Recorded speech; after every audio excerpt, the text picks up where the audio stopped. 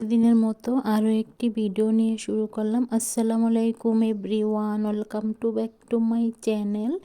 দূরে কাছে যে যেখান থেকে আমার ভিডিওটা দেখছেন, আশা করি আল্লাহর রহমতে সবাই ভালো আছেন। আলহামদুলিল্লাহ, আপনাদের দোয়া এবং ভালোবাসা আমরাও ভালো আছি। প্রতিদিনের মতো ছোট্ট একটি ভিডিও শেয়ার করেছি, সাথে কিছু কথা বলবো আপনাদের সাথে। আমি রুমগুলো দেখিয়ে দিচ্ছিলাম, আমার রুমগুলো না অগোছালো, মানে যেহেতু আমি কোনো কাজ করতে পারি না, তার জন্য কিন্তু রুমগুলো এরকমভাবেই রাখা হয়েছে। তার উপরে মানুষ বলে যে আমি গাইদর বা আমি নোংরা, তার জন্য বললাম কথাটা।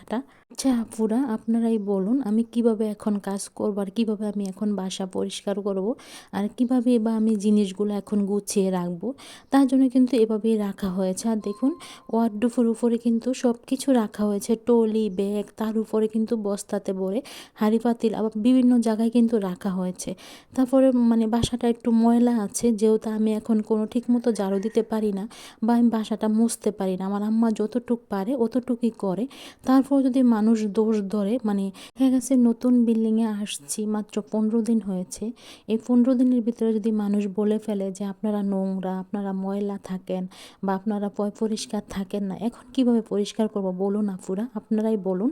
এখন আমি কিভাবে পরিষ্কার থাকবো, আর আমি কীভাবেই বা ঘরদোর নিজে পরিষ্কার করে রাখবো। আমি নিজে মানে বাসার কথা বলছি।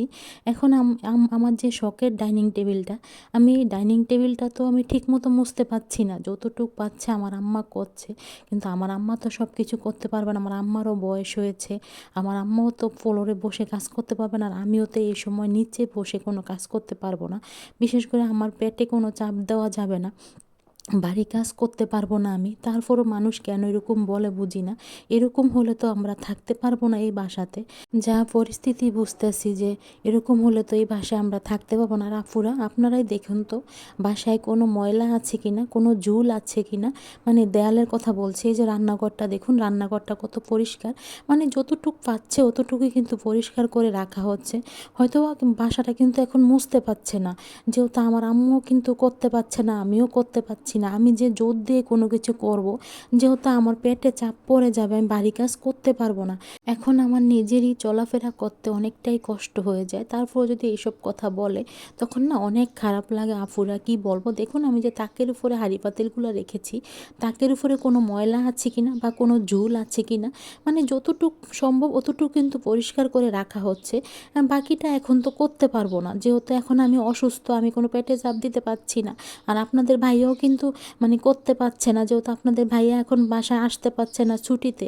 যাতে বড় কথা হচ্ছে, আমি যে এক বাসার থেকে আরেক বাসায় আসছি জিনিসপত্রগুলো নিয়ে, মাল সামানাগুলা, আমি কিন্তু এখনও ঠিকমতো গোছাতে পারিনি, এখনও কিন্তু অগোছালো আছে সব কিছু আমাদের।